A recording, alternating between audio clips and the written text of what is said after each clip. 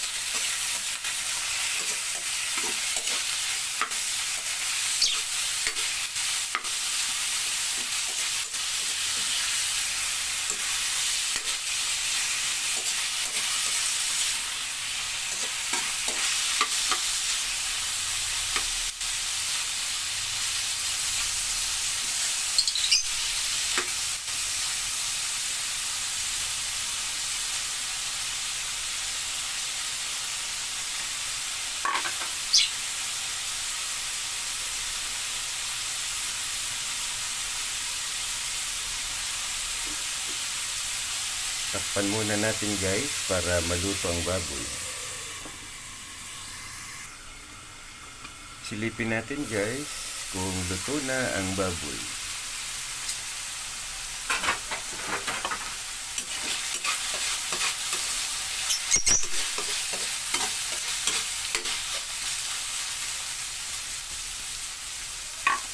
At lagyan na natin ng pangalawang gata.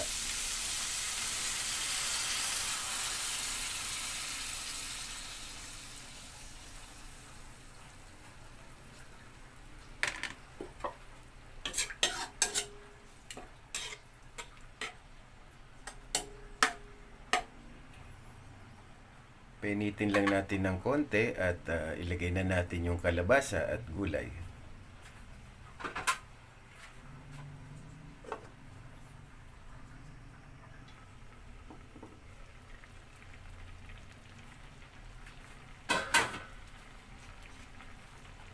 At ihalo na natin ang kalabasa.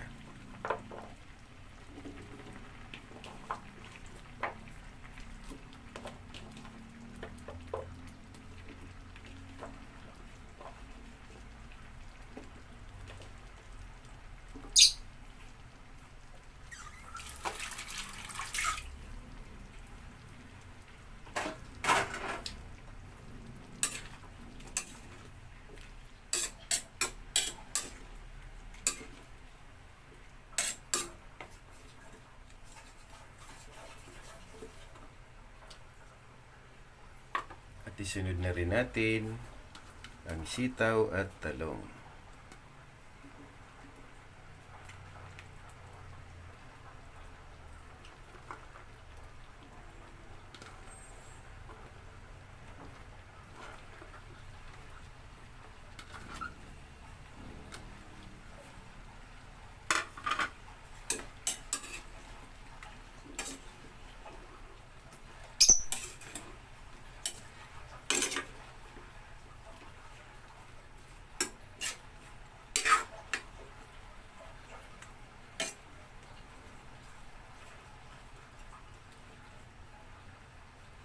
At takpan po nating muli.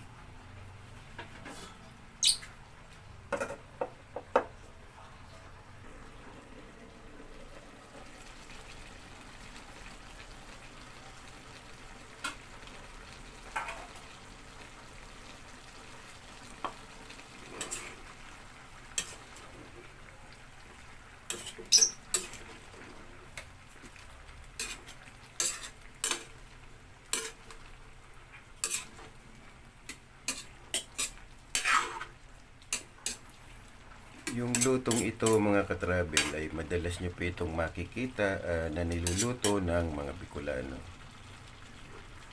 Dahil alam niyo na po, ang Bicolano ay mahilig sa mga lutong gata. Lalo ng gulay na laing na may gata, langka, kalabasa na may gata, meron pang pako, at saka yung talbos ng kamuting kahoy na ginayat. So yan po ang malimit na lutuin ng mga Bicolano at ang Bicol Express na napakaanghang at tapos nilagyan ng dahon ng malunggay. So ito guys ay kumukulo na, ihalo na rin natin ang malunggay leaves.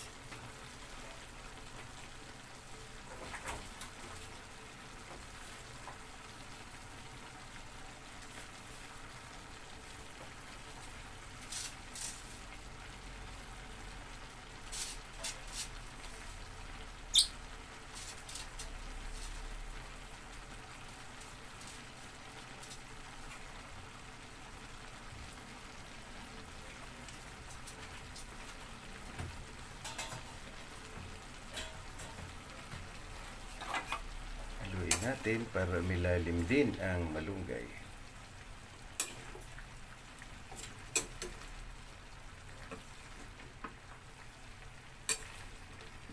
Ang bango niyang lutuin kasi amoy na amoy ang kanyang luya.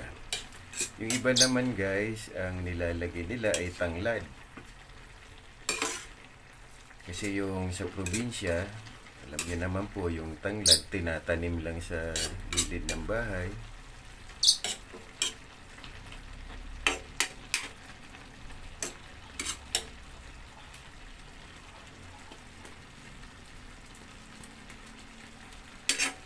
Ayan pa, kukuliin lang natin at maya-maya lang ay ilalagay na natin ang gata.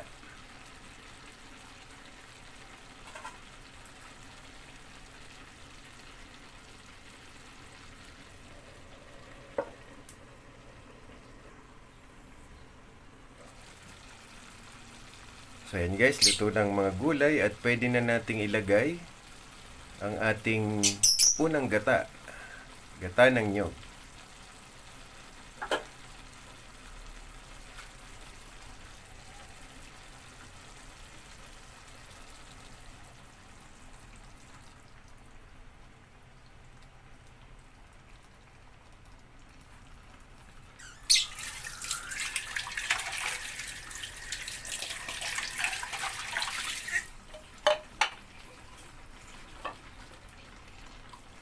Haluin lang natin ng bahagya.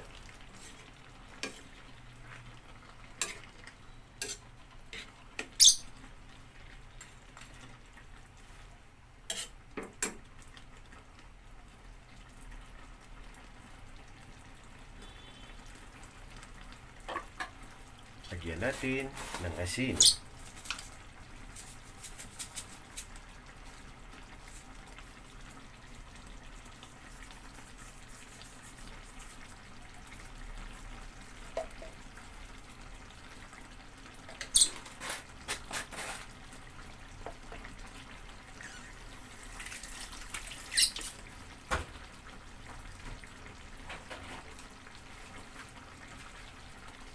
So naamoy ko na guys yung aroma ng gulay na ito. Ang sarap ng kanyang amoy. Amoy na amoy mo ang kanyang mga rekado, lalo na ang luya. So guys, lulutuin na lang natin yung gata and maya maya lang ay ready to serve na po ito. Please subscribe, likes and share. Ang inyo pong likod, si ACT Tugade, inyo pong ka-travel vlogger, and at the same time, ito rin po ang aking cooking channel.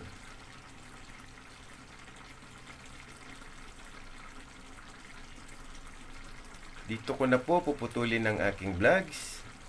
At hanggang sa muli po. And thank you for watching.